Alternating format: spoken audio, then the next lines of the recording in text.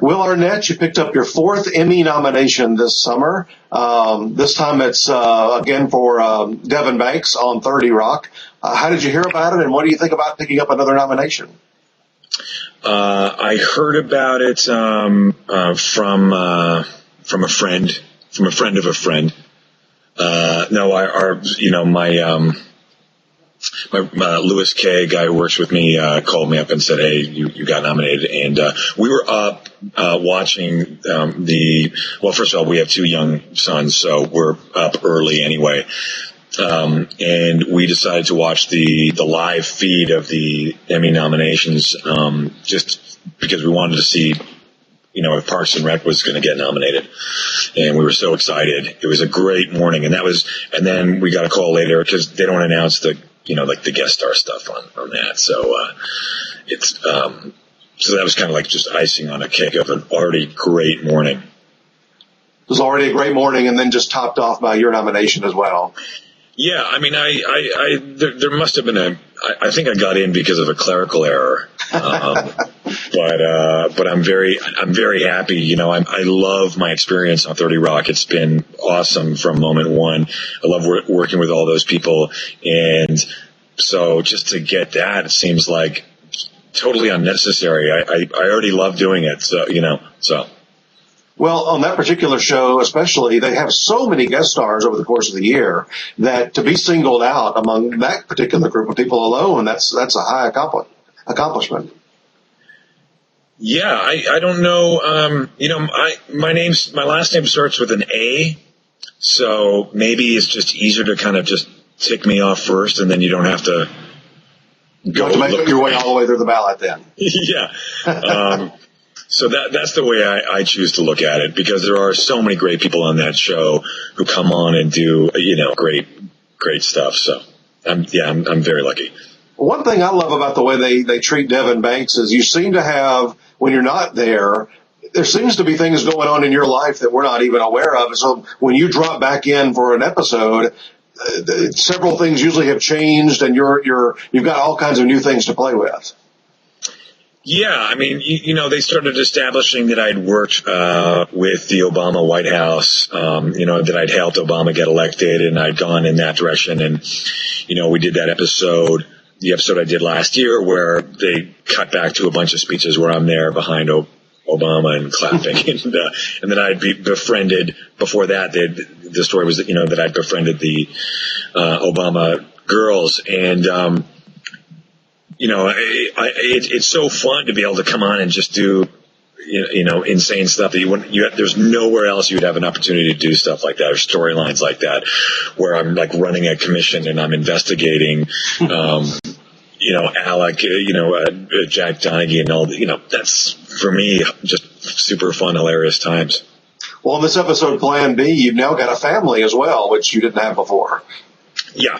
So then I have a family, and, living this, this life where I've dropped out of the game, if you will, and then it's revealed that, in fact, I've always been ready to just pounce back in, but then when push comes to shove, Devin's kind of lost his edge. Has there ever been such a strong character? Has there ever been any discussion about him coming on over the course of these years as more of a regular? Yeah, I mean, I guess there's always been that kind of talk before, loose talk, but never any real substantial conversations in any way. I mean, I know that as a show, they've got so many characters over there at 30 Rock, and they've got so many stories that they've got to attend to.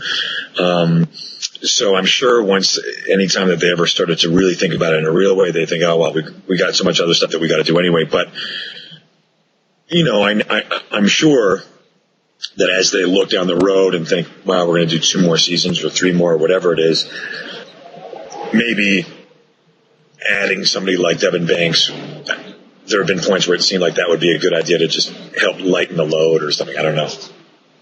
Well, you picked up your first nomination back in '06 for that final season of Arrested Development. That must have been a surprise since you weren't recognized the first couple of years. You get that nomination the third time around. That was very, very strange. The show, we stopped shooting the show in December of '05, and the last 4 episodes aired on one night opposite the opening of the Winter Olympics. So they did their best, and they were very successful in burying the show. The final salt into the wound and then sewed it right up. And so by September, or whatever it was, July of '06, when the nominations came out, I first of all, I had no idea that was happening that day at all. It was so off my radar. And I was, in fact, in transit to my brother-in-law's wedding in Stockholm. So I landed at Stockholm after having flown from LA. It was, like 13 hours of flight time and crazy time difference. And I turned my phone on as we were taxiing to the gate, and I was like, what the hell is, like a million messages. It was very, on top of it already being a surprise, it was very surreal. The whole situation was super surreal for me. But again, yeah, it was very gratifying. I was happy because I had such a great experience on Arrested Development, and, in a way, it ended up being a nice way to kind of say goodbye to the show.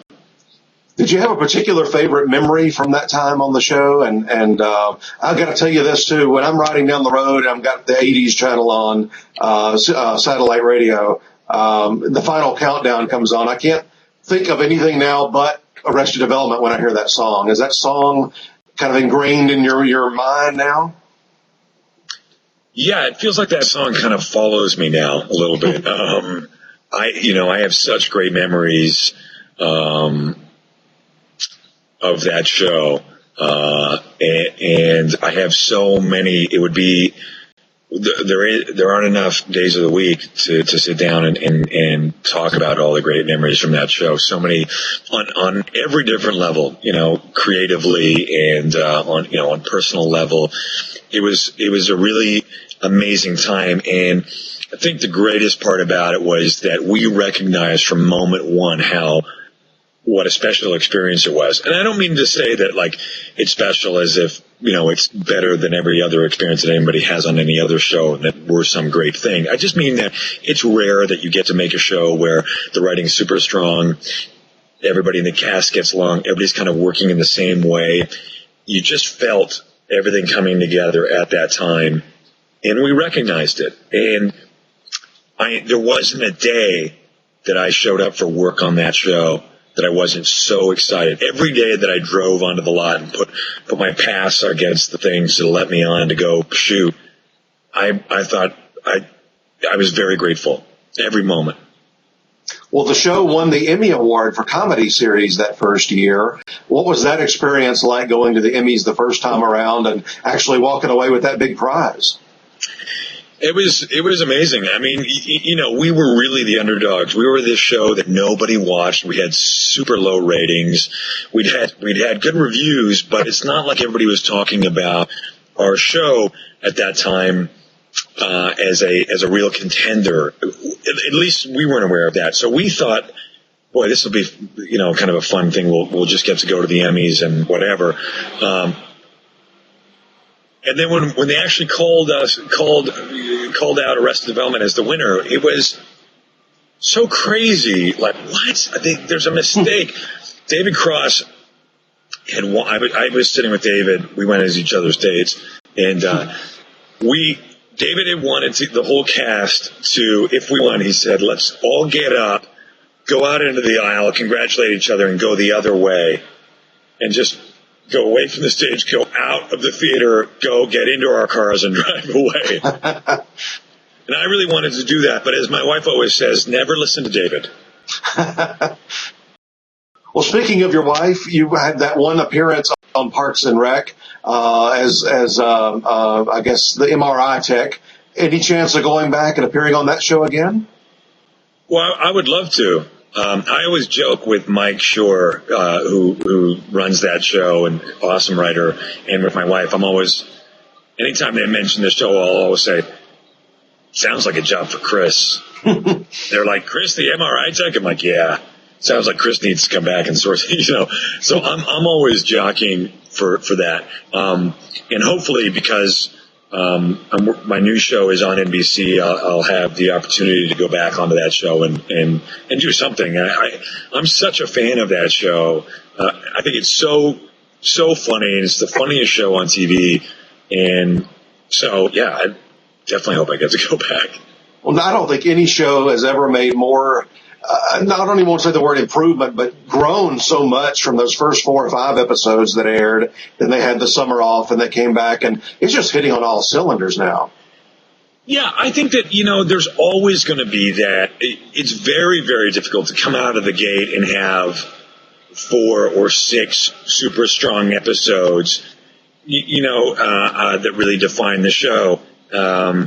And they had the kind of the added pressure of coming out of the family of The Office type shows. Mm-hmm. And everybody was, and then of course my wife too, being the star of it, there was a lot of expectation to, okay, well this better be amazing right now. And instead of, great, let's let this little show find its way. But the great news is, I think that they really, they just hit their stride.